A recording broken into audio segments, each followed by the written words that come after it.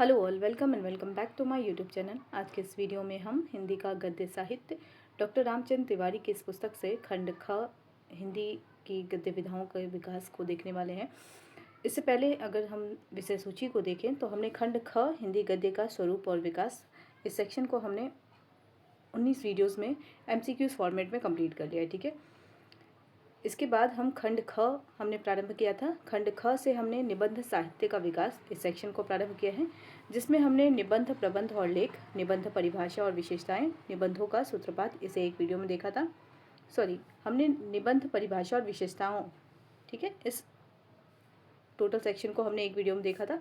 निबंधों का सूत्रपात और भारतेंदु युगीन निबंध जो है वो हमने भारतेंदु युगीन निबंध वाले सेक्शन में कंप्लीट किया है। ठीक है, तो आप अगर प्लेलिस्ट में देखेंगे तो भारतेंदु युगीन निबंध जो है उसमें आपको निबंधों का सूत्रपात और भारतेंदु युगीन निबंध, जिसके अंतर्गत भारतेंदु युगीन निबंधों की सामान्य विशेषता, भारतेंदु युग के निबंधकार और उनकी रचनाओं को हमने देखा था, यानी उनके निबंधों को देखा था।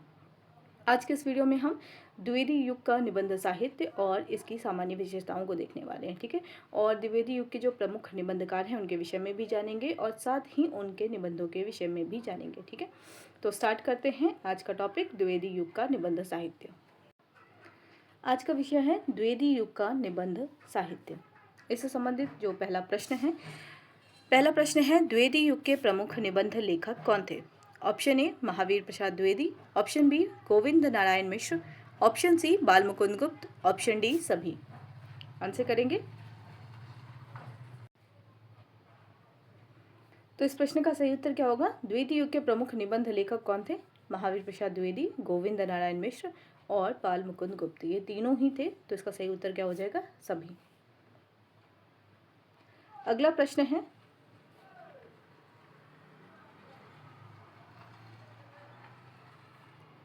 द्विवेदी युग में निबंध साहित्य के विकास के क्या कारण थे?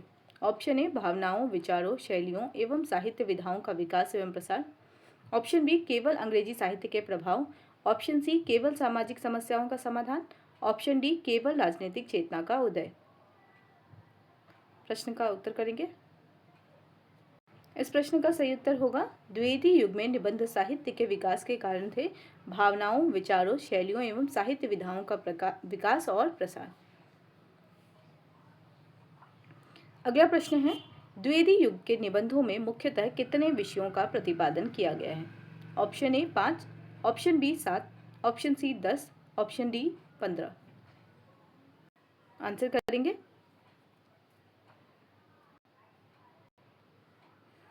इस प्रश्न का सही उत्तर होगा, द्विवेदी युग के निबंधों में मुख्यतः 7 विषयों का प्रतिपादन किया गया है। आंसर बी होगा इसका। कौन से वे 7 विषय हैं वो हम देख लेते हैं एक्सप्लेनेशन के साथ भी।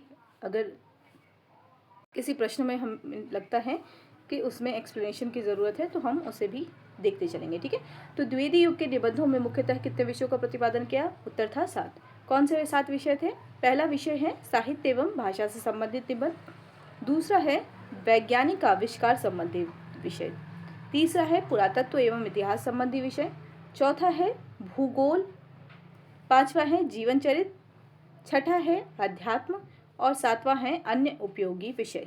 तो ये 7 ऐसे विषय हैं द्विवेदी युग के निबंधों के केंद्र में रहे हैं, जिनमें साहित्य एवं भाषा है, वैज्ञानिक आविष्कार है, पुरातत्व एवं इतिहास है, भूगोल है, जीवन चरित्र है, आध्यात्म है और अन्य उपयोगी विषय है।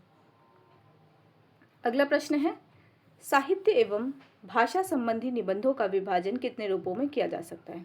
अभी हमने देखा जो वो 7 विषय थे जिनमें पहला साहित्य एवं भाषा था। इसी से पहला प्रश्न है, साहित्य एवं भाषा संबंधी निबंधों का विभाजन कितने रूपों में किया जा सकता है? Option A 2, option B 3, option C 4, option D 5। Answer करेंगे। सही उत्तर है 4, सी, यानी साहित्य एवं भाषा संबंधी विषयों का विभाजन जो है वो 4 रूपों में किया जा सकता है। कौन से वे 4 रूप हैं उन्हें भी देख लेते हैं। साहित्य एवं भाषा संबंधी जो हमने देखा था, द्विवेदी युग में 7 ऐसे विषय थे जिन पर निबंध लिखे गए।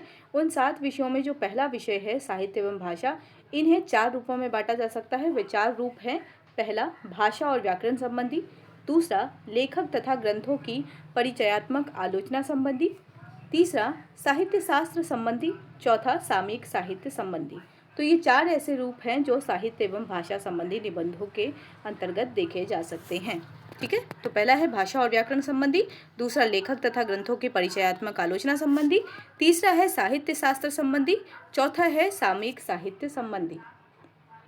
अगर आप इन प्रश्नों के माध्यम से अगर अपने नोट्स तैयार कर रहे हैं तो आप कोशिश करेंगे कि इनमें जो एक्सप्लेनेशन और महत्वपूर्ण तथ्य जो मैं करवा रही हूँ उन्हें भी नोट्स में ऐड करते जाएं। ठीक है, अगर आप इन दोनों यानी प्रश्नों को भी ऐड कर रहे हैं, यानी प्रश्नों के ज़रिए भी आप नोट्स तैयार कर रहे हैं, और अगर एक्सप्लेनेशन और महत्वपूर्ण तथ्यों को भी अगर अपने नोट्स में शामिल कर रहे हैं, तो आपका जो ये पुस्तक है, मतलब अगर आप पुस्तक नहीं खरीद पाते और उसे नहीं कंप्लीट कर पाते, तो ये पूरी तरीके से आपका जो ये बुक है वो कवर हो जाता है। ठीक है, तो कोशिश करना है दोनों ही चीज़ों पर ध्यान दें। ठीक है, तो हमने देख लिया भाषा एवं साहित्य संबंधी जो निबंध है उनमें जो 4 रूप हैं वो कौन कौन से थे। अगला प्रश्न है भाषा और व्याकरण से संबद्ध निबंधों के उदाहरण कौन से हैं। अभी जो हमने प्रश्न देखा यानी साहित्य एवं भाषा से संबंधित जो 4 रूप थे उनमें जो पहला रूप था भाषा और व्याकरण संबंधी, उससे ये प्रश्न है। ठीक है, तो प्रश्न से प्रश्न बनता जा रहा है। अगर हम देखें तो अगर हम प्रकार के रूप में देखें तो प्रकार से फिर अगला प्रकार आ रहा है और उसके भीतर जो उदाहरण है उनको भी प्रश्न के रूप में लिया गया है। ठीक है, तो इससे संबंधित जो पहला प्रश्न है वह है भाषा और व्याकरण से संबंध निबंधों के उदाहरण कौन से हैं। ऑप्शन ए गोविंद नारायण मिश्र का प्राकृत विचार तथा विभक्ति विचार, ऑप्शन बी जगन्नाथ प्रसाद चतुर्वेदी का हिंदी लिंग विचार, ऑप्शन सी महावीर प्रसाद द्विवेदी का भाषा और व्याकरण, ऑप्शन डी सभी। आंसर करेंगे तो भाषा और व्याकरण से संबंध निबंधों के उदाहरण के रूप में अगर हम देखें तो गोविंद नारायण मिश्र का प्राकृत विचार और विभक्ति विचार, यह भी भाषा और व्याकरण से संबंधित निबंध है। दूसरा जगन्नाथ प्रसाद चतुर्वेदी का हिंदी लिंग विचार, यह भी भाषा और व्याकरण से संबंधित निबंध है। तीसरा अगर हम देखें महावीर प्रसाद द्विवेदी का भाषा और व्याकरण, यह भी भाषा और व्याकरण से संबंधित निबंध है। तो ये तीनों ही भाषा और व्याकरण से संबंधित निबंध है, तो इसका सही उत्तर हो जाएगा डी। अब अगर आप नोट्स तैयार कर रहे हैं तो आप सबसे पहले लिखेंगे प्राकृत विचार और विभक्ति विचार, लेखक का नाम डालेंगे गोविंद मिश्र। ठीक है, उसके बाद आप लिखेंगे हिंदी लिंग विचार, उसके लेखक के सामने क्या लिखेंगे जगन्नाथ प्रसाद चतुर्वेदी।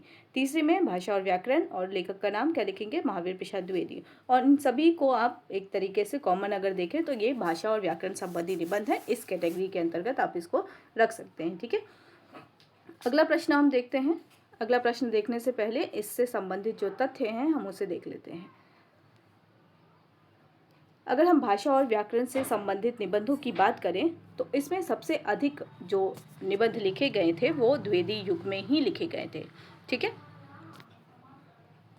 अब इन निबंधों की अगर हम बात करें तो इन निबंधों में हमने ऑप्शन में ही देख लिया गोविंद नारायण मिश्र का प्राकृत विचार और विभक्ति विचार। प्रश्न यह भी पूछा जा सकता है कि विभक्ति विचार लेखक कौन है, गोविंद नारायण मिश्र। अगर ये प्रश्न पूछा जाए कि ये जो निबंध है वह किससे संबंधित है, यानी इसका जो वर्ण विषय है वो क्या है, तो भाषा और व्याकरण होगा। ठीक है, उसी तरीके से जगन्नाथ प्रसाद चतुर्वेदी का हिंदी लिंग विचार, महावीर प्रसाद द्विवेदी का भाषा और व्याकरण, डॉक्टर भरथवाल, ठीक है ऑप्शन में डॉक्टर भरथवाल नहीं था, इसे भी ऐड कर लेंगे, ज्ञा का उच्चारण।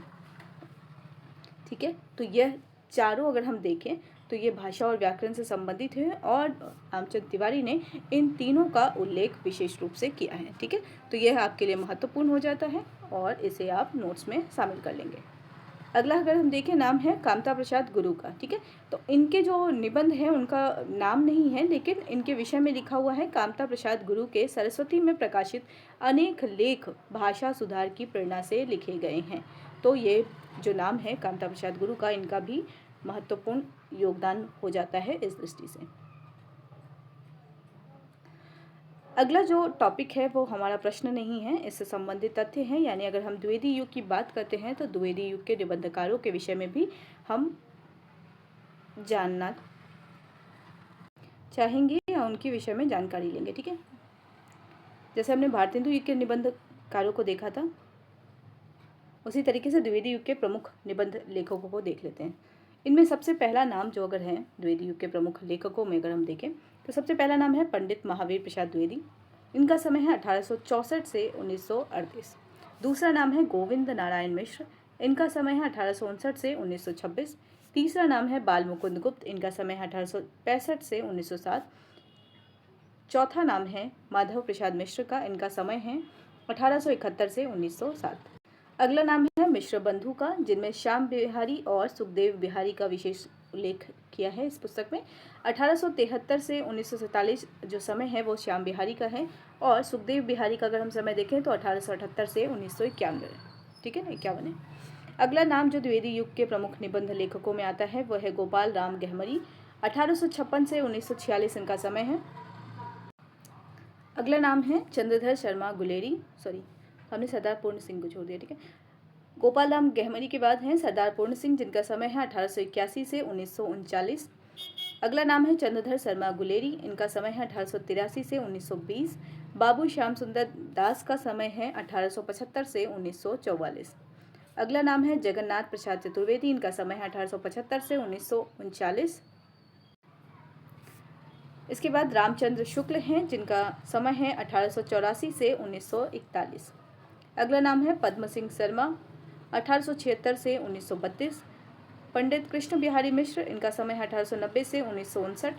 अगला नाम है और आखिरी भी कह सकते हैं बाबू गुलाब राय, 1888 से 1963। ये सभी द्विवेदी युग के हैं और इन सभी का अगर हम देखें तो निबंध लेखन में विशेष योगदान रहा है। अगला नाम अगर हम देखें, अगला तथ्य जो है, इन प्रमुख लेखकों के अतिरिक्त तत्कालीन पत्र पत्रिकाओं के अनेक छोटे बड़े निबंध लेखकों की रचनाएं बिखरी पड़ी हैं। इनमें पंडित गंगा प्रसाद अग्निहोत्री, माधव राव सप्रे, सत्यदेव, गौरी शंकर हीराचंद ओझा, काशी प्रसाद जायसवाल, डॉक्टर पीताम्बर दत्त भरद्वाज, लालता प्रसाद शर्मा, लक्ष्मण गोविंद आटले, संतराम लक्ष्मीधर वाजपेयी, जनार्दन भट्ट, बद्रीनाथ भट्ट, हनुमान प्रसाद पोद्दार, राम नारायण मिश्र, वेंकटेश नारायण तिवारी, ब्रजरत्न दास, बनारसी दास चतुर्वेदी, शिवपूजन सहाय, पदुमलाल पन्नालाल बख्शी, मन्नन द्विवेदी और माखनलाल चतुर्वेदी, इन सभी का जिक्र रामचंद्र तिवारी ने द्विवेदी युग के निबंध लेखकों के अंतर्गत किया है। आगे बढ़ते हैं। पहला प्रश्न है, अब इन लेखकों से प्रश्न है, लेखकों और पुस्तकों के परिचय रूप में निबंध लेखन परंपरा को किसने पोषित किया? Option A Mahavir Prasad Dwivedi, option B Madhavrao Sapre, option C Kashi Prasad Jaiswal, option D Mishra Bandhu. Answer करेंगे। इस प्रश्न का सही उत्तर क्या होगा? लेखकों और पुस्तकों के परिचय के रूप में निबंध लेखन परंपरा को किसने पोषित किया है? महावीर प्रसाद द्विवेदी। सही उत्तर होगा ए। इससे संबंधित तथ्य देख लेते हैं। माधव राव सप्रे, लाला भगवान दीन, काशी प्रसाद जायसवाल, मिश्र बंधु, पंडित कृष्ण बिहारी मिश्र, पंडित रामचंद्र शुक्ल आदि अनेक लेखकों ने द्विवेदी जी की इस दिशा में अनुसरण किया है। यानी निबंध लेखन की जो दिशा है उसका अनुसरण किया है किसने? माधवराव सप्रे, लाला भगवान दीन, यानी जो भी निबंधकार हैं द्विवेदी युग के। अगला प्रश्न है, साहित्य शास्त्र से संबंध निबंधों के उदाहरण कौन से हैं? ऑप्शन ए महावीर प्रसाद द्विवेदी का नाट्यशास्त्र, ऑप्शन बी पदुमलाल पन्नालाल बख्शी का विश्व साहित्य, ऑप्शन सी रामचंद्र शुक्ल की रसमीमांसा, ऑप्शन डी सभी। उत्तर करेंगे।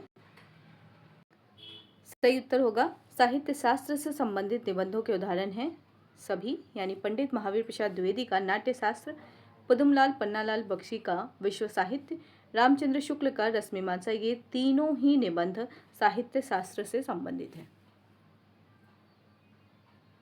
साहित्य शास्त्र से संबंधित निबंध जो हैं उनका हम उदाहरण देख लेते हैं, ठीक है। जो इससे संबंधित तथ्य हैं वो देख लेते हैं। साहित्य शास्त्र से संबंध निबंधों में पहला द्विवेदी जी का नाट्यशास्त्र, ये हमने ऑप्शन में देख लिया, महावीर प्रसाद द्विवेदी का नाट्यशास्त्र।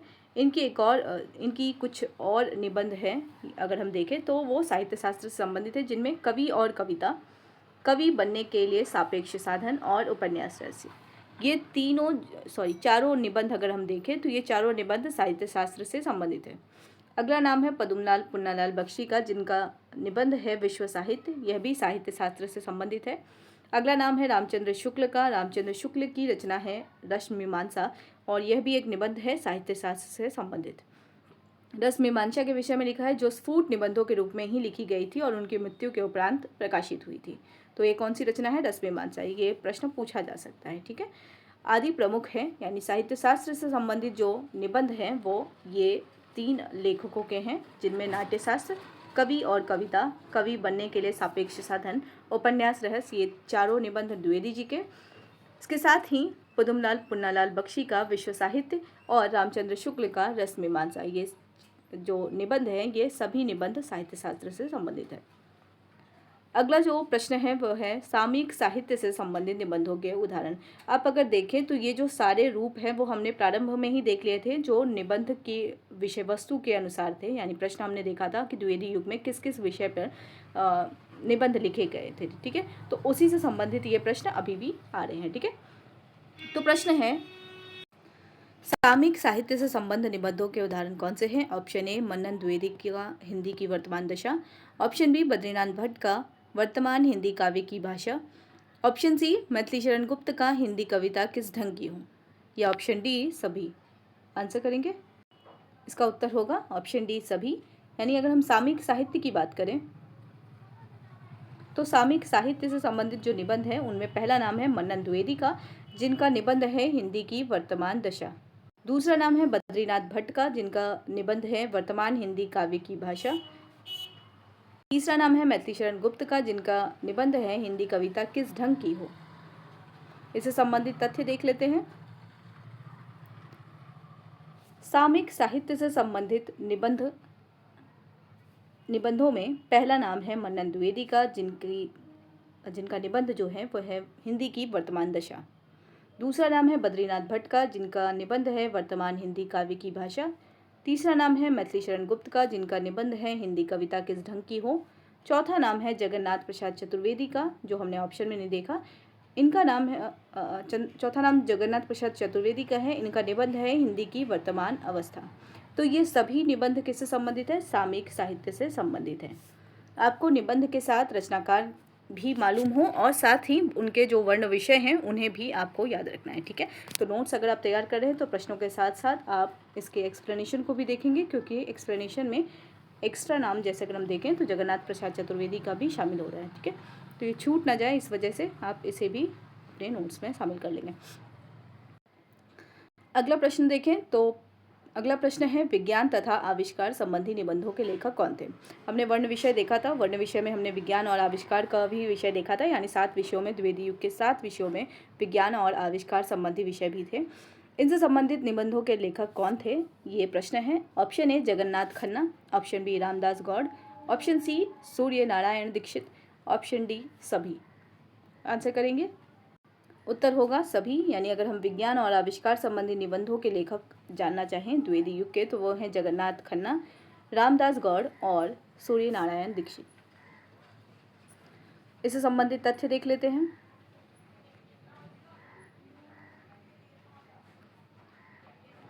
विज्ञान तथा आविष्कार संबंधी निबंध, जिनमें जगन्नाथ खन्ना, रामदास गौड़, सूर्य नारायण दीक्षित, गोपाल स्वरूप भार्गव इस प्रकार के निबंध बराबर लिखते रहते थे। तो ये निबंधकार हैं जो विज्ञान और आविष्कार संबंधी निबंध लिखते हैं। इनमें जो प्रमुख अगर हम निबंधों की बात करें तो ये 4 निबंध जो हैं वो विज्ञान तथा आविष्कार संबंधी निबंध हैं, जिनमें विद्युत की चालक शक्ति, यह निबंध द्विवेदी युग में लिखा गया और इसके निबंधकार अगर हम देखें तो वो हैं रूप नारायण पांडे। दूसरा जो निबंध है इससे संबंधित विज्ञान और आविष्कार से संबंधित वो है विज्ञान की उपयोगिता, इसके निबंधकार हैं जगन्नाथ खन्ना। तीसरा निबंध है रेडियम, ये भी विज्ञान और आविष्कार से संबंधित निबंध है। इसके राइटर अगर हम करें तो निबंधकार अगर देखें तो गोपाल स्वरूप भार्गव हैं। अगला नाम है पौधों की नींद, इसके जो निबंधकार हैं वो रामदास गौड़ हैं। तो इन सभी लेखकों ने जो निबंध लिखा है वो विज्ञान और आविष्कार से संबंधित निबंध है, ठीक है। इसी प्रकार के अन्य निबंध सरस्वती, माधुरी, विज्ञान पत्रिकाओं में निकलते रहते थे। अगला प्रश्न देखते हैं। अगला प्रश्न है ऐतिहासिक निबंधों के उदाहरण कौन से हैं। ऑप्शन ए चित्तौड़ का सर्वनाश, रूपनारायण पांडे का। ऑप्शन बी हैदर अली की क्रूरता, निबंधकार हैं Haridas Manik. Option C France का राष्ट्र विप्लव, निबंधकार हैं महेंद्र पाल सिंह। और ऑप्शन डी सभी। आंसर करेंगे, तो इस प्रश्न का सही उत्तर क्या होगा। ऐतिहासिक निबंधों के उदाहरण हैं सभी। चित्तौड़ का सर्वनाश अगर हम देखें तो रूपनारायण पांडे का है। हैदर अली की क्रूरता हरिदास मानिक का है। ऑप्शन सी अगर हम देखें फ्रांस का राष्ट्र विप्लव महेंद्र पाल सिंह का। ये तीनों निबंध किससे संबंधित है, ऐतिहासिक निबंधों के अंतर्गत हैं। इससे संबंधित तथ्य देख लेते हैं। एक सेकेंड।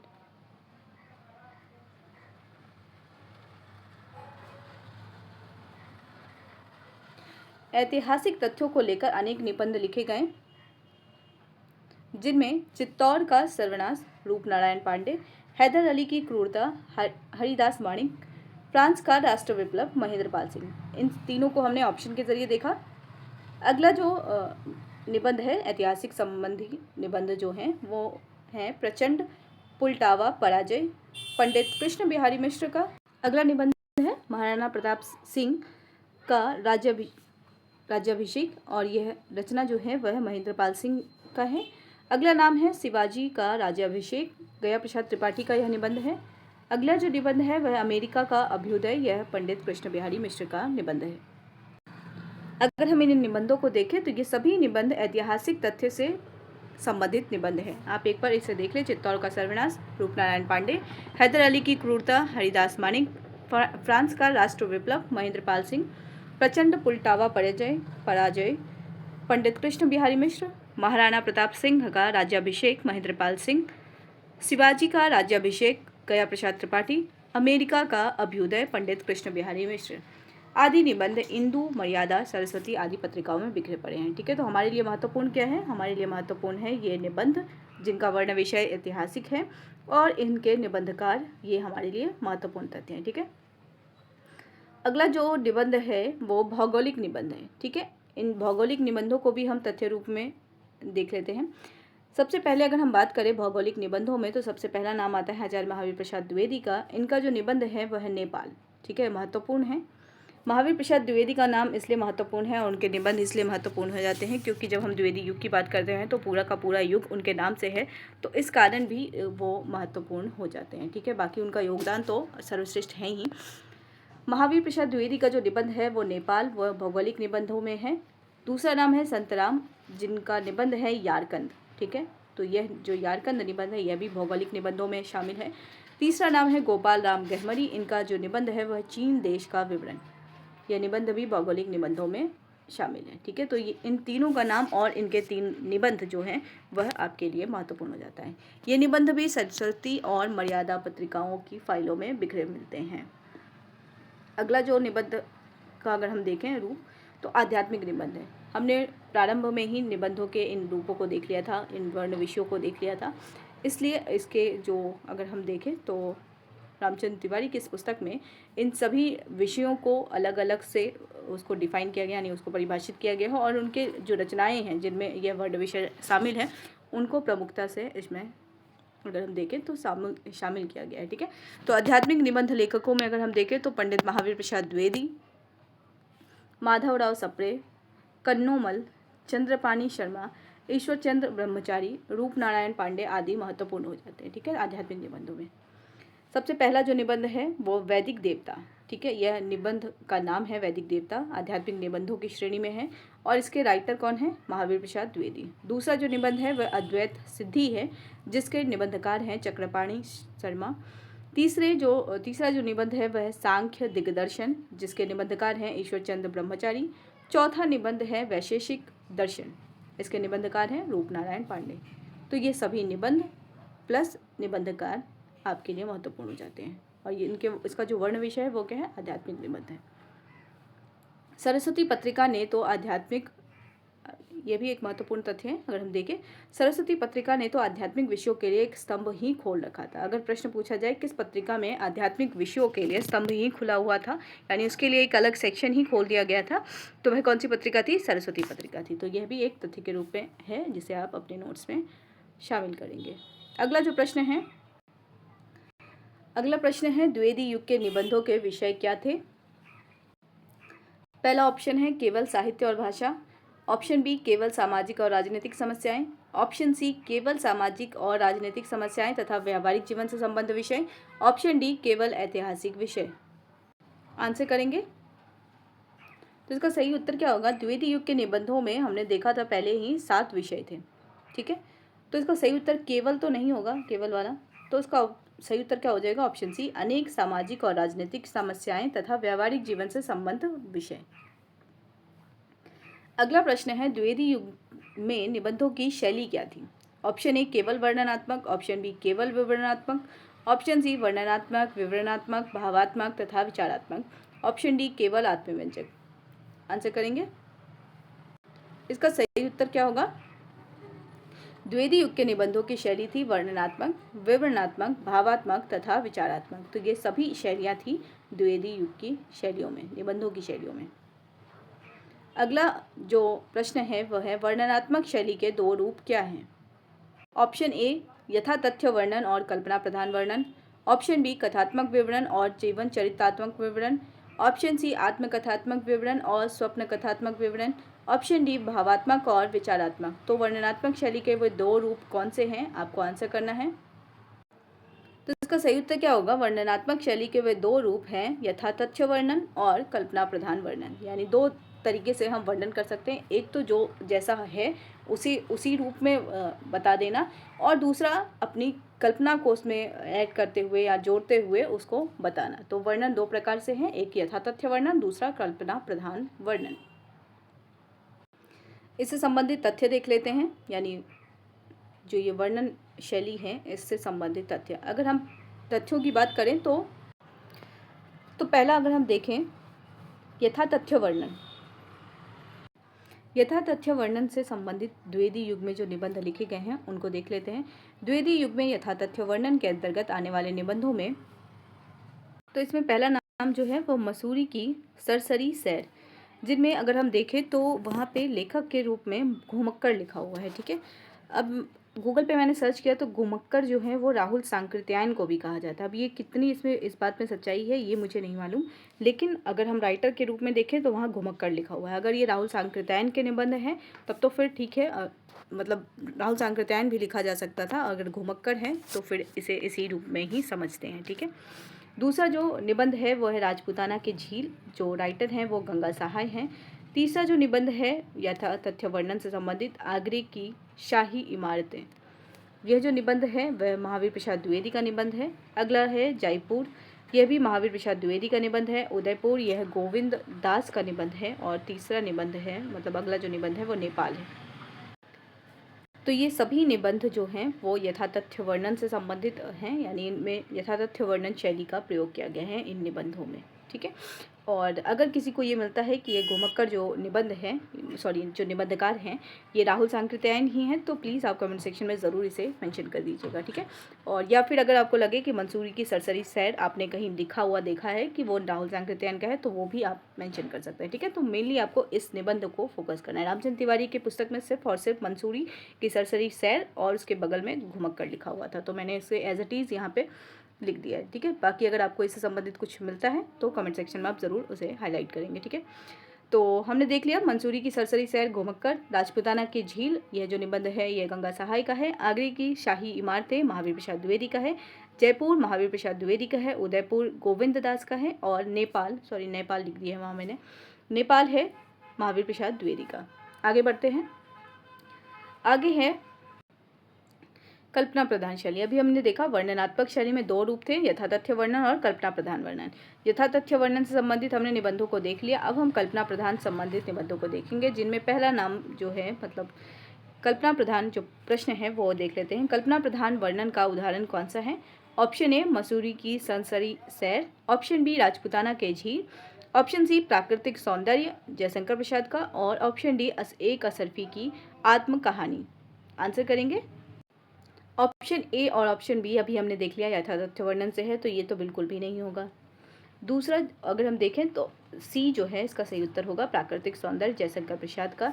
यह कल्पना प्रधान वर्णन है, यानी निबंध है जिसमें कल्पना प्रधान शैली का प्रयोग किया गया है। प्राकृतिक सौंदर्य जो निबंध है यह जयशंकर प्रसाद का है, जो हिंदू में प्रकाशित हुआ है, और इस निबंध में कल्पना प्रधान वर्णन शैली को अपनाया गया है। ठीक है, अगला जो प्रश्न है, तो कल्पना प्रधान अगर निबंध वर्णन शैली की बात करें तो इसमें एक ही निबंध जो है और रामचंद्र तिवारी ने रेखांकित किया है, वो है जयशंकर प्रसाद का प्राकृतिक सौंदर्य। अगला जो प्रश्न है वह आत्मकथात्मक निबंधों के उदाहरण कौन से हैं? ऑप्शन ए एक अशरफी की आत्मकहानी वेंकटेश नारायण तिवारी, ऑप्शन बी एक शिकारी की सच्ची कहानी निजाम शाह, ऑप्शन सी दंडदेव का आत्मनिवेदन श्रीकंठ पाठक, और ऑप्शन डी सभी। आंसर करेंगे आत्मकथात्मक निबंधों के उदाहरण कौन से हैं। तो इस प्रश्न का सही उत्तर क्या होगा, सभी। Option D is the correct answer. अब अगर हम देखें आत्मकथात्मक निबंधों में सबसे पहला जो नाम है वह वेंकटेश नारायण तिवारी का है। इनका जो निबंध है वह एक अशरफी की आत्मकहानी। दूसरा नाम है निजाम शाह का। इनका निबंध है एक शिकारी की सच्ची कहानी। तीसरा नाम है श्रीकंठ पाठक का। इनका निबंध है दंडदेव का आत्मनिवेदन। अब इन सभी राइटर्स का नाम पता नहीं आपने सुना है या नहीं, पहले मैंने नहीं सुना है, ठीक है। तो अगर हम वेंकटेश नारायण तिवारी की बात करें तो यह द्विवेदी युग के निबंधकार हैं। इसकी जानकारी जो है वो इस पुस्तक को पढ़ने के बाद मुझे मिली है। या निजाम शाह की बात करें तो इसके विषय में भी मुझे ज़्यादा मालूम नहीं था। तो अगर हम देखें तो यह रामचंद्र तिवारी की पुस्तक, तो अगर हम देखें तो इसमें ज्ञान की वृद्धि ही हो रही है। मतलब जब तक अब तक हमारे पास सीमित ज्ञान था, और अगर हम गद्य साहित्य के विस्तार की बात करें तो वो बहुत कुछ ऐड करता है, ठीक है, आपकी जानकारी में। तो इससे संबंधित अगर हम तथ्य देखें तो तथ्यों में शामिल है, तो आत्मकथात्मक निबंधों को देखने से पहले हम इसके तथ्य को देखते हैं। सबसे पहला अगर हम देखें तो ये जो शैली है वो विवरणात्मक निबंधों की शैली है। विवरणात्मक निबंधों के 3 रूप मिलते हैं, जिनमें पहला रूप है कथात्मक विवरण, दूसरा है जीवन चरितात्मक विवरण, तीसरा है घटनात्मक विवरण। ये 3 जो शैली है वो विवरणात्मक निबंधों की शैली है। इनमें भी अगर हम कथात्मक निबंध की बात करें, कथात्मक विवरण की, तो कथात्मक विवरण की भी 3 कोटियाँ लक्षित होती हैं, जिसमें पहला है आत्मकथात्मक विवरण, दूसरा है स्वप्न कथात्मक विवरण और तीसरा है रूपकात्मक विवरण। अभी जो हमने प्रश्न देखा वो इसी आत्मकथात्मक विवरण से था। तो प्रारंभ कहाँ से हो रहा है इसका, विवरणात्मक निबंध से, जिसके 3 रूप थे, कथात्मक, जीवन चरितात्मक और घटनात्मक। कथात्मक में आत्मकथात्मक, स्वप्न कथात्मक और रूपकात्मक था। तो अभी जो हमने प्रश्न देखा वो आत्मकथात्मक था, और इससे संबंधित अन्य निबंधों को भी हम देख लेते हैं। यानी हमने 3 निबंध अभी प्रश्न के माध्यम से जाना। वो 3 निबंध थे वेंकटेश नारायण तिवारी का एक अशरफी की आत्मकहानी, दूसरा हमने देखा था निजाम शाह का एक शिकारी की सच्ची कहानी, तीसरा हमने देखा था श्रीकंठ पाठक का दंडदेव का आत्मनिवेदन। चौथा जो निबंध है आत्मकथात्मक निबंधों में वो है JNS गहलोत का जल की आत्मकथा। और 5वां जो नाम है विंदेश्वरी प्रसाद उपाध्याय का, इनका जो निबंध है वह जूते की आत्मकहानी। तो ये सभी निबंध अगर हम देखें तो आत्मकथात्मक श्रेणी में आते हैं, और इनके जो निबंधकार हैं वह भी आपके लिए महत्वपूर्ण हो जाते हैं, ठीक है। ये सभी निबंध सरस्वती, प्रभा, इंदु, कमला आदि पत्रिकाओं में प्रकाशित हुए हैं, ठीक है। तो आप इनकी पत्रिकाओं का भी नाम देख लेंगे कि आत्मकथात्मक निबंध जो हैं वो किस किस पत्रिकाओं में प्रकाशित हुए हैं, ठीक है। अगला जो प्रश्न है, अभी हमने देखा स्वप्न कथा, कथात्मक शैली में 3 कोटियाँ थी, आत्मकथा, स्वप्न कथा और रूपकात्मक। अब स्वप्न कथा, आत्मकथा से हमने प्रश्न देख लिया, अब स्वप्न कथा से हम प्रश्न देख रहे हैं। स्वप्न कथात्मक का श्री गणेश किस युग में हुआ था? ऑप्शन ए द्विवेदी युग, ऑप्शन बी भारतेंदु युग, ऑप्शन सी आधुनिक युग, ऑप्शन डी भक्ति युग। आंसर करेंगे। तो इस प्रश्न का सही उत्तर क्या हो जाएगा, स्वप्न कथाओं का जो श्री गणेश हुआ था वह भारतेंदु युग में ही हो गया था। द्विवेदी युग में क्या हुआ, तथ्य देख रहे हैं हम इससे संबंधित। भारतेंदु युग में ही स्वप्न कथाओं का श्री गणेश हो गया था। द्विवेदी युग में भी स्वप्न कथा निबंध शैली चलती रही। यह प्रयोग अधिक प्रचलित नहीं हुआ, फिर भी द्विवेदी युग में यह उस तरीके से विकास नहीं पा सका, लेकिन फिर भी जितने भी निबंध लिखे गए उन सभी निबंधों को हम देख लेते हैं, जिनमें पहला नाम है लल्ली प्रसाद पांडे का। इन्होंने जो स्वप्न निबंध लिखा है वह है कविता का दरबार। अगला नाम है अवध बिहारी शरण का, एक मिनट, इनका जो निबंध है वह है मेरा स्वप्न। अगले निबंधकार हैं लक्ष्मीधर वाजपेयी, इनका निबंध है विद्यारण्य। और चौथा नाम है कमला प्रसाद का, इनका निबंध है क्या था। तो ये सभी निबंध जो है वो स्वप्न कथा निबंध शैली पर आधारित है। एक बार फिर से हम इन निबंधों को देख लेते हैं। कविता का दरबार, मेरा स्वप्न, विद्यारण्य क्या था। कविता का दरबार लल्ली प्रसाद पांडे, मेरा स्वप्न अवध बिहारी शरण, विद्यारण्य लक्ष्मीधर वाजपेयी और क्या था कमला प्रसाद का, ठीक है। तो आपको द्विवेदी युग के सभी निबंधों को एक और लिखना है और उसके साथ उनके रचनाकार हैं। वर्ण विषय को आप एक कॉमन बनाकर उसे लिख सकते हैं। ठीक है, तो कॉमन कैटेगरी में आप सबको डालते जाएंगे और निबंध और निबंधकार का जो अलग सेक्शन है वो आप ज़रूर तैयार करते जाएंगे अपने नोट्स में। आदि निबंधों को प्रस्तुत करके इस परंपरा को जीवित रखा गया द्विवेदी युग में भी। ठीक है, तो प्रारंभ हो गया है भारतेंदु युग में ही, इस परंपरा को जीवित रखा गया द्विवेदी युग में भी, और ये जो 4 जो निबंध है वो उसी परंपरा के उदाहरण के रूप में है। अगला जो प्रश्न है वो रूपकों के आधार पर कथात्मक निबंध के उदाहरण कौन से हैं। यानी हमने 3 देखा था कथात्मक विवरण में। ठीक है, तो हमने आत्मकथात्मक देखा था, दूसरा स्वप्न कथा देखा था और तीसरा रूपक के आधार पर देखा था। तो जो प्रश्न है वो रूपक के आधार पर है। रूपक के आधार पर कथात्मक निबंध के उदाहरण कौन से हैं। ऑप्शन ए वर्षा विजय लक्ष्मण गोविंद आडले का, ऑप्शन बी महाराज सूरत सिंह और बादल सिंह की लड़ाई बद्रीदत्त पांडे का, ऑप्शन सी दोनों, ऑप्शन डी कोई नहीं। आंसर करेंगे। तो इस प्रश्न का सही उत्तर क्या हो जाएगा। रूपकों के आधार पर कथात्मक निबंध के उदाहरण कौन से हैं, दोनों। यानी वर्षा विजय जो निबंध है वो लक्ष्मण गोविंद आटले का है, महाराज सूरत सिंह और बादल सिंह की लड़ाई है निबंध किनका है, बद्रीदत्त पांडे का है। अगला जो प्रश्न है वह जीवन चरित संबंधी निबंधों में है। जीवन चरित निबंध, अभी हमने विवरणात्मक जो तथ्य देखा था ना शैली, उसमें ही सेक्शन में जीवन चरित भी था। ठीक है, तो आप एक बार फिर से रिवाइंड करके यानी पीछे जा करके आप उस सेक्शन को ज़रूर देख लें, तो दैट आपको ये क्वेश्चन समझ में आ जाएगा। ठीक है, तो क्वेश्चन है जीवन चरित संबंधी निबंधों में किन महापुरुषों का जीवन विवरण प्रस्तुत हुआ है। ऑप्शन ए पौराणिक पुरुष, ऑप्शन बी ऐतिहासिक वीर, ऑप्शन सी साहित्यिक और धार्मिक महापुरुष, ऑप्शन डी सभी। इसका सही उत्तर होगा सभी। यानी जीवन चरित संबंधी निबंधों में अगर हम महापुरुषों की बात करें तो वो पुरुष पौराणिक पुरुष भी हो सकते हैं, ऐतिहासिक वीर भी हो सकते हैं, या साहित्यिक और धार्मिक पुरुष भी हो सकते हैं।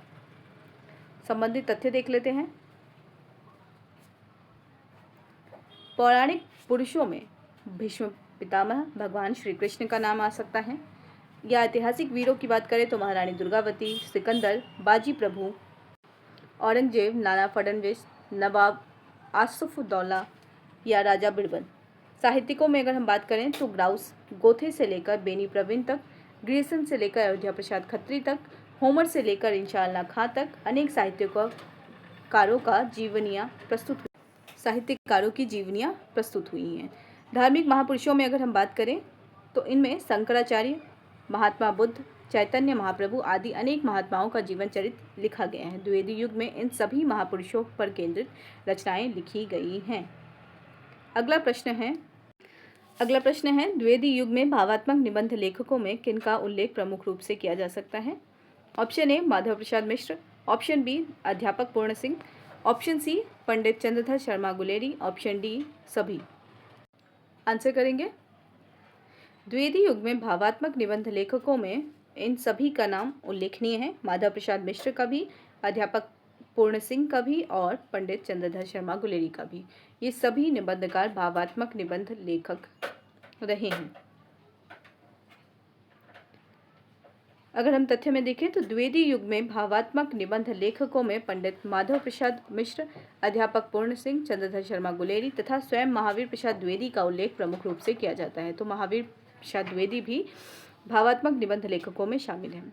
अगला जो निबंधकार है, अब हम निबंधकार के ऊपर केंद्रित जो प्रश्न हैं उनको देखेंगे। सबसे पहले जो निबंधकार हैं वो है चंद्रधर शर्मा गुलेरी। इनसे संबंधित जो पहला प्रश्न है, चंद्रधर शर्मा गुलेरी की निबंध शैली की विशेषता क्या थी। ऑप्शन ए प्रसंग गर्भित व्यंग प्रधान शैली, ऑप्शन बी भावात्मक शैली, ऑप्शन सी विचारात्मक शैली, ऑप्शन डी वर्णनात्मक शैली। आंसर करेंगे। सही उत्तर है प्रसंग गर्भित व्यंग प्रधान शैली। यानी चंद्रधर शर्मा गुलेरी की निबंध शैली अगर हम देखें तो वो प्रसंग गर्भित भी है और व्यंग प्रधान शैली भी है। इनके निबंधों में कछुआ धर्म, मारेसी मोही कुंठाव जैसे निबंध विशेष रूप से उल्लेखनीय हैं। रामचंद्र तिवारी इनके विषय में क्या कहते हैं वो हम देख लेते हैं, यानी इनका कथन महत्वपूर्ण हो जाता है। रामचंद्र तिवारी के शब्दों में वे पुरातत्व, यानी चंद्रधर शर्मा गुलेरी के विषय में है, वे पुरातत्व के प्रतिष्ठित विद्वान थे, किंतु निबंध रचना के क्षेत्र में उन्होंने जिस प्रसंग गर्भित व्यंग प्रधान शैली को जन्म दिया उसे मात्र भावात्मक या विचारात्मक कहकर संतुष्ट नहीं हुआ जा सकता। उन्होंने अनेक ऐतिहासिक, पुरातात्विक, पौराणिक संदर्भ इस प्रकार प्रस्तुत किए हैं जैसे वे घरेलू बातचीत के सामान्य विषय हों। उनके निबंधों में उनका बहुअधिक किंतु अत्यंत संवेदनशील व्यक्तित्व उभरकर सामने आए हैं। तो ये कथन इस दृष्टि से महत्वपूर्ण हो जाता है, यानी अगर प्रश्न इससे पूछा जाए, यानी अगर प्रश्न इस तरीके से बने कि गुलेरी जी के विषय में है किसका कथन है कि वे पुरातत्व के प्रतिष्ठित विद्वान थे, किंतु निबंध रचना के क्षेत्र में उन्होंने जिस प्रसंग गर्भित व्यंग्य प्रधान शैली को जन्म दिया है उसे मात्र भावात्मक या विचारात्मक कहकर संतुष्ट नहीं हुआ जा सकता। तो उत्तर क्या होगा इसका? रामचंद्र तिवारी के अनुसार ये कथन है। अगला जो नाम है वो महावीर प्रसाद द्विवेदी का है, यानी निबंधकार जो हैं वो हमारे महावीर प्रसाद द्विवेदी हैं। इनसे संबंधित जो पहला प्रश्न है वह है द्विवेदी जी का सबसे बड़ा कार्य क्या था? ऑप्शन ए युग की मानसिकता के परिवर्तन का कार्य था, ऑप्शन बी निबंध लेखन का, ऑप्शन सी कविता लेखन का, ऑप्शन डी संपादन का। आंसर करेंगे तो इस प्रश्न का सही उत्तर क्या होगा? द्विवेदी जी का सबसे बड़ा कार्य क्या था? युग की मानसिकता का परिवर्तन करना। इससे संबंधित रामचंद्र तिवारी के जो विचार हैं उनको देख लेते हैं, यानी महावीर प्रसाद द्विवेदी से संबंधित इनके विचार देख लेते हैं। रामचंद्र तिवारी के शब्दों में सरस्वती के माध्यम से उन्होंने हिंदी पाठकों को नवजागरण का संदेश दिया, उनके मानसिक क्षितिज का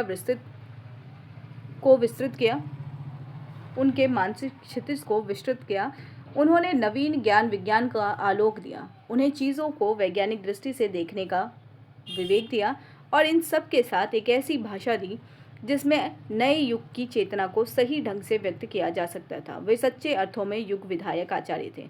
प्रश्न अगर पूछा जाए किनके अनुसार सच्चे अर्थों में वे युग विधायक आचार्य थे, यानी महावीर प्रसाद द्विवेदी किनके दृष्टि में या किनकी दृष्टि में युग विधायक आचार्य थे, तो उसका सही उत्तर क्या होगा? रामचंद्र तिवारी की दृष्टि में। इनसे संबंधित एक और प्रश्न है, भावात्मक निबंधों की दो कोटियाँ क्या हैं? ऑप्शन ए विचार प्रधान और भाव प्रधान, ऑप्शन बी आत्मव्यंजक और वस्तुनिष्ठ, ऑप्शन सी वर्णनात्मक और विवरणात्मक, ऑप्शन डी भावात्मक और विचारात्मक। सही उत्तर है विचार प्रधान और भाव प्रधान। इससे संबंधित तथ्य देख लेते हैं। विचार प्रधान निबंधों में भावुकता के साथ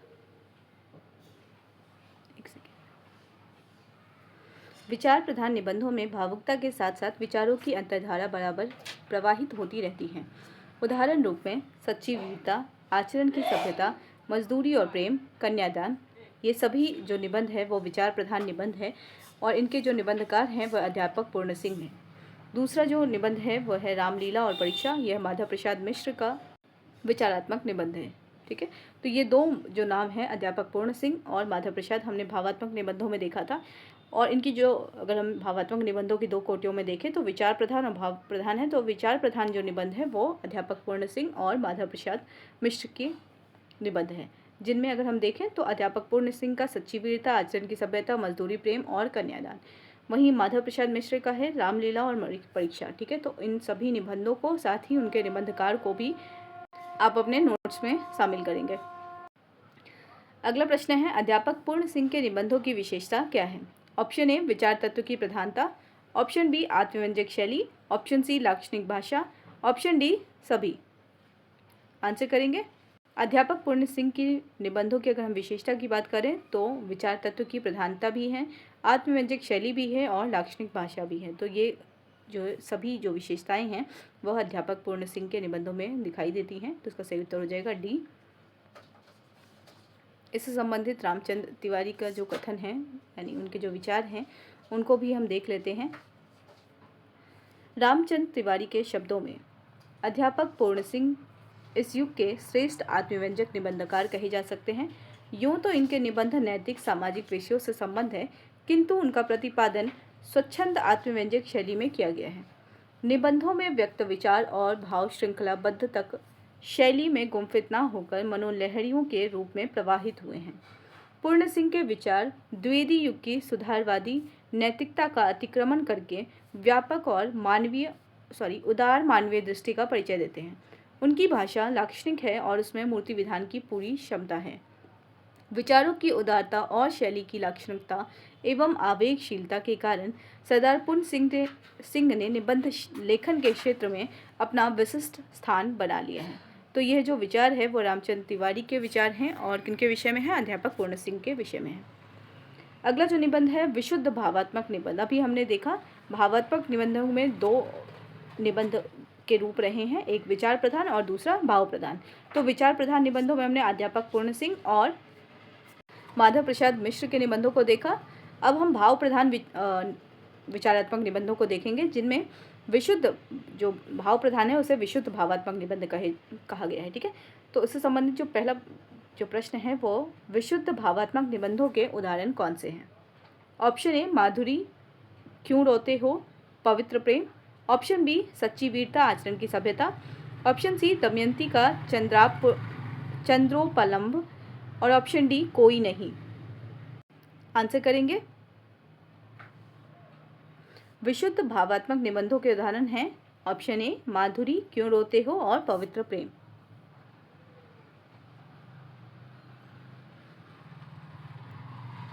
तथ्य देख लेते हैं। विशुद्ध भावात्मक निबंधों में माधुरी, क्यों रोते हो, पवित्र प्रेम, प्राकृतिक दृश्य, आशा, बसंत की हवा आदि उल्लेखनीय हैं। इन्हीं भावात्मक निबंधों ने आगे चलकर गद्य गीतों का रूप ले लिया। हमने गद्य गीतों को पढ़ा था प्रारंभ में, यानी जब हम खंड क पढ़ रहे थे, हिंदी गद्य का स्वरूप और विकास, वहाँ हमने गद्य गीतों को देखा था, गद्य गीत और गद्य काव्य को देखा था। तो यही जो भावात्मक निबंध है वो गद्य गीतों या गद्य गीतों का रूप ले रहे हैं। ठीक है, इनमें अगर हम देखें महावीर प्रसाद द्विवेदी का भी एक निबंध है दमयंती का चंद्रोपालंभ। यह निबंध भी भावात्मक निबंधों के अंतर्गत माना जा सकता है। अगला प्रश्न है, भावात्मक निबंधों की दो प्रमुख शैलियाँ क्या हैं। अभी हमने दो प्रमुख कोटियाँ देखा था, जिनमें विचार प्रधान और भाव प्रधान, ये दो कोटियाँ थी। तो कोटियों में हमने विचार प्रधान और भाव प्रधान देखा था। अगला जो प्रश्न है वो भावात्मक निबंधों की दो प्रमुख शैलियाँ क्या हैं, यह प्रश्न है। ऑप्शन ए धारा शैली और विक्षेप शैली। ऑप्शन बी आत्मव्यंजक शैली और वस्तुनिष्ठ शैली। ऑप्शन सी वर्णनात्मक शैली, विवरणात्मक शैली। ऑप्शन डी भावात्मक शैली और विचारात्मक शैली। आंसर करेंगे। तो इस प्रश्न का सही उत्तर क्या होगा। भावात्मक निबंधों की दो प्रमुख शैलियां जो हैं वो धारा शैली और विक्षेप शैली है। संबंधित तथ्य देख लेते हैं। अध्यापक पूर्ण सिंह के भावात्मक निबंध मजदूरी और प्रेम में धारा शैली दृष्टिगत होती है। यानी हमने भावात्मक निबंधों में भी दो कोटियां थी, विचार प्रधान और एक शुद्ध भावात्मक, है ना। और अध्यापक पूर्ण सिंह के निबंधों को हमने विचारात्मक शैली में देखा था, यानी विचार प्रधान शैली में देखा था। है तो ये भावात्मक प्रधान निबंध ही, लेकिन अब जब शैली की बात होगी, ये दो कोटियां थी, ठीक है, दो रूप कह सकते हैं। अब अगर हम शैली की बात करें तो इनमें शैली भी दो तरीके की है, एक धारा प्रवाह शैली है, दूसरा विक्षेप शैली है। वहीं अगर हम बात करें विचार प्रधान निबंधों में, जिनमें हमने अध्यापक पूर्ण सिंह के निबंधों को देखा था, उनके जो निबंध हैं मजदूरी और प्रेम, ठीक है, उनका जो निबंध है मजदूरी और प्रेम, उसमें धारा शैली का प्रयोग हुआ है। ठीक है, तो अध्यापक पूर्ण सिंह के भावात्मक निबंध में मजदूरी और प्रेम में धारा शैली दृष्टिगत होती है। वहीं अगर द्विवेदी जी के दमयंती का चंद्रोपालंभ, अगर हम इसकी बात करें तो यह भी भावात्मक निबंधों में शामिल है और इसमें विक्षेप शैली का सुंदर रूप देखा जा सकता है। भावात्मक निबंधों की दोनों शैलियाँ यानी धारा शैली और विक्षेप शैली का उदाहरण पूछा जाए तो मजदूरी और प्रेम, यह मजदूरी और प्रेम अध्यापक पूर्ण सिंह का निबंध है। वहीं अगर हम विक्षेप शैली की बात करें तो दमयंती का चंद्रोपालंभ, यह महावीर प्रसाद द्विवेदी का निबंध है। ठीक है, अगला प्रश्न है, विचारात्मक निबंधों के मुख्य रूप कौन से हैं। ऑप्शन ए विवेचनात्मक, आलोचनात्मक, यौक्तिक। ऑप्शन बी आत्मव्यंजक, वस्तुनिष्ठ, वर्णनात्मक। ऑप्शन सी भावात्मक, विचारात्मक, विवेचनात्मक। ऑप्शन डी विवरणात्मक, आलोचनात्मक, यौक्तिक। तो विचारात्मक निबंधों के मुख्य रूप कौन से हैं, इसका सही उत्तर क्या होगा। विवेचनात्मक, आलोचनात्मक और यौक्तिक। यानी विवेचना के टाइम पे भी हम विचार करते हैं, आलोचना के समय भी हम विचार करते हैं, और युक्तिक जब हमको तर्क देना होता है तब भी हम क्या करते हैं, विचार करते हैं। तो इन तीनों रूपों को अगर हम देखें तो वो विचारात्मक निबंधों के अंतर्गत आते हैं। इससे संबंधित तथ्य देख लेते हैं। विवेचनात्मक निबंधों के दो रूप हो सकते हैं। ठीक है, विचारात्मक निबंध में तीन हमने रूप देखा, विवेचनात्मक, आलोचनात्मक, यौक्तिक। अब जो ये विवेचनात्मक है इसको हम देखते हैं। ठीक है, ये तीन रूप थे, एक मिनट, विचारात्मक निबंध के तीन रूप, विवेचनात्मक, आलोचनात्मक, यौक्तिक। अब इससे संबंधित जो तथ्य हैं वो हम देख लेते हैं। तो विवेचनात्मक निबंध के दो रूप हो सकते हैं, एक सामान्य विषयों का विवेचन और दूसरा, विवेचनात्मक निबंधों के दो रूप कौन कौन से हैं, सामान्य विषयों का विवेचन, गंभीर मनोभावों का विवेचन। दो विवेचन है विवेचनात्मक के, एक सामान्य और दूसरा गंभीर। ठीक है, ये दो रूप है। द्विवेदी युग में इन दोनों प्रकार के विवेचनात्मक निबंधों की रचना हुई। अगला जो तथ्य है वह है सामान्य विषयों के विवेचन से संबंध निबंधों में, यानी अभी जो हमने विवेचनात्मक निबंध देखा उसमें दो हैं, एक सामान्य एक गंभीर। अगर हम सामान्य की बात करें तो सामान्य विषयों के विवेचन में संबंध निबंधों में राष्ट्रों के कर्तव्य, विज्ञान का समाज पर प्रभाव, साहित्य और समाज, विदुषी स्त्रियों का समाज पर प्रभाव, भारतीय समाज का आदर्श, व्यक्ति और समाज, साहित्य और विज्ञान, इतिहास और धर्म। तो सामान्य विषयों के विवेचन से संबंध निबंधों में राष्ट्र के कर्तव्य, विज्ञान का समाज पर प्रभाव, साहित्य और समाज, विदुषी स्त्रियों का समाज पर प्रभाव, भारतीय समाज का आदर्श, व्यक्ति और समाज, साहित्य और विज्ञान, इतिहास और धर्म, ये सभी निबंध जो हैं वो सामान्य विषयों के विवेचन से संबंधित हैं। अगला जो विषय है यानी अगला जो तथ्य है वो गंभीर मनोभावों के विवेचन से संबंधित है। इसमें शुक्ल को सफलता मिली है। अगर हम गंभीर मनोभावों के विवेचन की बात करें तो शुक्ल जी का नाम प्रमुखता से लिया जा रहा है, जिनमें क्रोध, भय, घृणा, करुणा, ईर्ष्या, लोभ और प्रेम, श्रद्धा और भक्ति आदि निबंधों का उल्लेख विशेष रूप से हुआ है। ठीक है, तो इन सभी निबंधों का अगर हम देखें तो विवेचन क्या है, गंभीर मनोभाव हैं इनमें, और शुक्ल जी मुख्य रूप से इसमें सफलता मिली है। अगला जो प्रश्न है वह है गंभीर मनोभावों के विवेचन में सबसे अधिक सफलता किसे मिली है। Option A Acharya Shukla, option B Mahavir Prasad Dwivedi, option C Babu Shyam Sundar Das, option D Mishra बंधु। सही उत्तर क्या होगा, आचार्य रामचंद्र शुक्ल। अभी हमने तथ्य में देखा कि शुक्ल जी को गंभीर भावों के विवेचन में सबसे अधिक सफलता मिली है। इससे संबंधित तथ्य देख लेते हैं। पंडित केशव प्रसाद मिश्र के शब्दों में उनकी यानी शुक्ल की भावुकता सदा बुद्धि के प्रकाश में ही पनपी है। तो महत्वपूर्ण कथन हो गया यह शुक्ल जी के विषय में। किनका?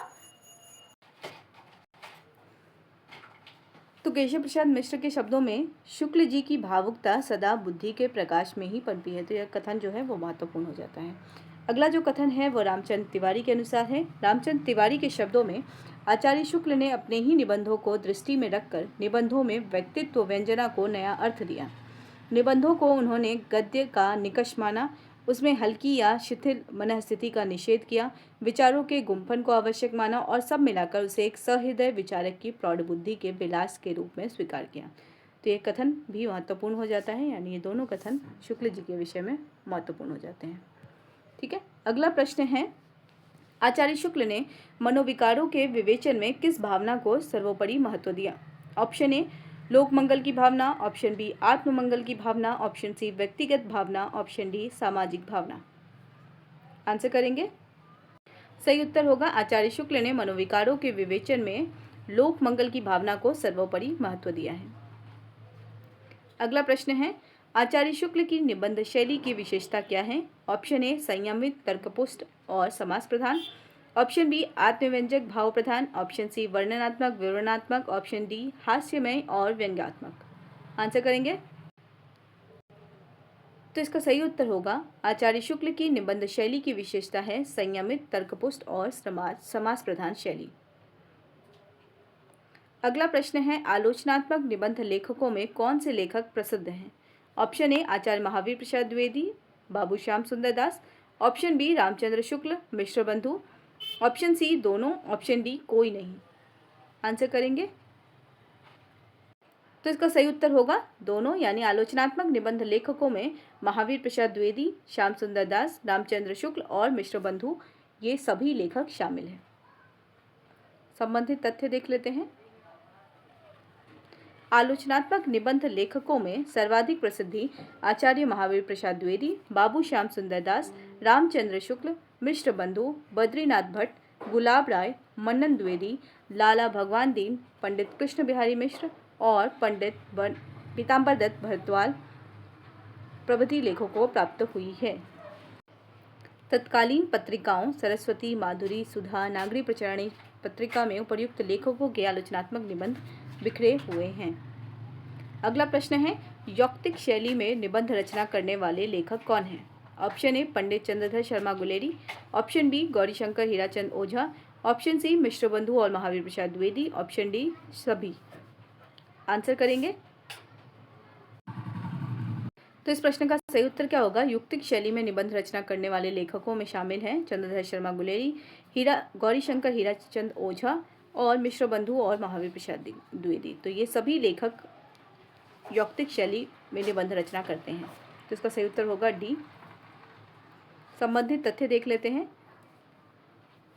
द्विवेदी युग में इस प्रकार के निबंध यानी यौक्तिक शैली के निबंध काशी नागरी प्रचारणी पत्रिका और सरस्वती में अधिक प्रकाशित हुए। पहला तथ्य था।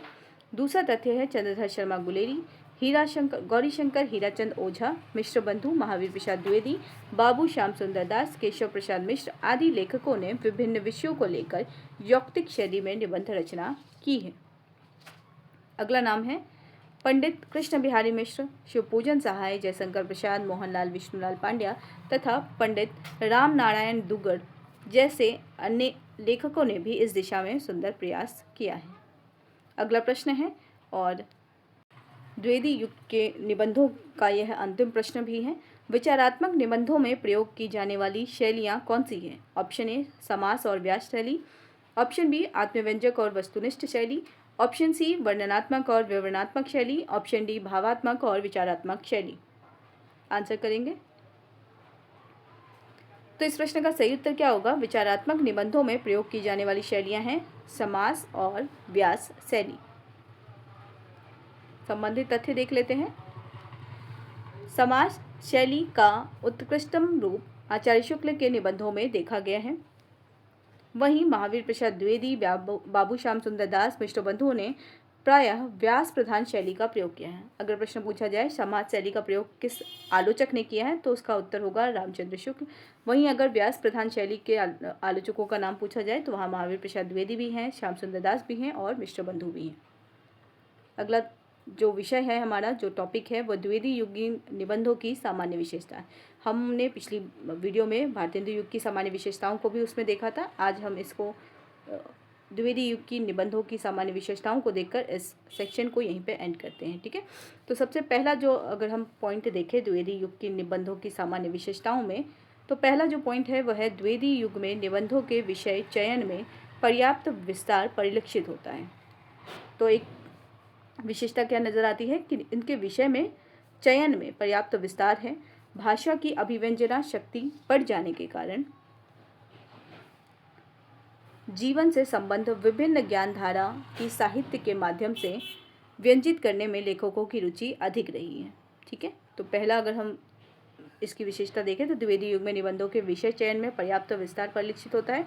भाषा की अभिव्यंजना शक्ति बढ़ जाने के कारण जीवन से संबंध विभिन्न ज्ञानधाराओं की साहित्यिक के माध्यम से व्यंजित करने में लेखकों की रुचि अधिक रही है। दूसरी अगर हम इसकी विशेषता देखें तो विचार प्रधान निबंधों की रचना में आशातीत सफलता मिली है। विशेषतः गंभीर मनोभावों का सुंदर विवेचन तो हिंदी साहित्य का अक्षय निधि बन गया है। तीसरी अगर विशेषता देखें तो निबंध की सभी शैलियां जिनका सूत्रपात भारतेंदु युग में हुआ था विकसित हुई, यानी इस युग में भी विकसित हुई तथा उनमें सूक्ष्म विशेषताओं के दर्शन हुए। अगला जो विशेषता है वह है निबंध लेखकों ने अन्य भाषाओं से अनुवाद भी खूब किया, फलतः हिंदी निबंध साहित्य का भंडार बढ़ता गया। आखिरी जो विशेषता हम इसके निबंधों में देखते हैं वो निबंधों के माध्यम से हिंदी प्रदेश में नवजागरण का नया आलोक फैला और हिंदी साहित्य विवेकनिष्ठ वैज्ञानिक दृष्टि विकसित हुई। तो ये सभी जो विशेषताएं हैं वो द्विवेदी युग की विशेषताएं हैं और इसे मैंने एज इट इज़ बुक में जिस तरीके से पॉइंट वाइज लिखा हुआ था उसे इसी रूप में मैंने यहाँ पे रख दिया है। ठीक है, तो आप इन निबंधों को भी यानी इन निबंधों की विशेषताओं को भी देखेंगे, साथ ही जो नोट्स अगर आप तैयार कर रहे हैं तो निबंध और उसके जो निबंधकार हैं उनको भी ध्यान रखेंगे। ठीक है, और वर्ण विषय क्या है यह भी महत्वपूर्ण है। तो द्विवेदी युग और भारतेंदु युग में अगर अंतर देखें तो भारतेंदु युग में वर्ण विषय से संबंधित इतना विस्तार नहीं था जितना हमने द्विवेदी युग में देखा है। तो इस रूप में भी यह जो युग है वह महत्वपूर्ण हो जाता है कि वर्ण विषयों की जो कह सकते हैं व्यापकता जो है वो हम द्विवेदी युग में ज़्यादा देखते हैं अगर हम उसको भारतेंदु युग की तुलना में देखें तो। ठीक है, तो यहीं पे हमारा द्विवेदी युग जो है वो समाप्त हो जाता है। तो पुस्तक में कोई भी ऐसा अंश नहीं है जिसे मैंने इसमें ऐड ना किया हो। तो अगर आप इस PDF को भी पढ़ते हैं तो भी आपका जो रामचंद्र तिवारी की पुस्तक का जो द्विवेदी युग का जो खंड है वह पूरा हो जाता है। ठीक है, तो वीडियो को यहीं पे एंड करते हैं और अगला जो हमारा जो टॉपिक है वो छायावादोत्तर या छायावाद युग के निबंधों का है। तो वो जो निबंध है वो हम अगले वीडियो में करेंगे। फिलहाल इस वीडियो को यहीं पे एंड करते हैं। वीडियो को एंड तक देखने के लिए थैंक यू सो मच। एक और रिक्वेस्ट है, अगर आपको वीडियो अच्छी लग रही है तो कृपया इसको शेयर भी कीजिए और कमेंट सेक्शन में अपनी जो प्रतिक्रिया है वो जाहिर कीजिए, ठीक है। तो वीडियो को यहीं पे एंड करती हूँ। वीडियो को एंड तक देखने के लिए थैंक यू सो मच।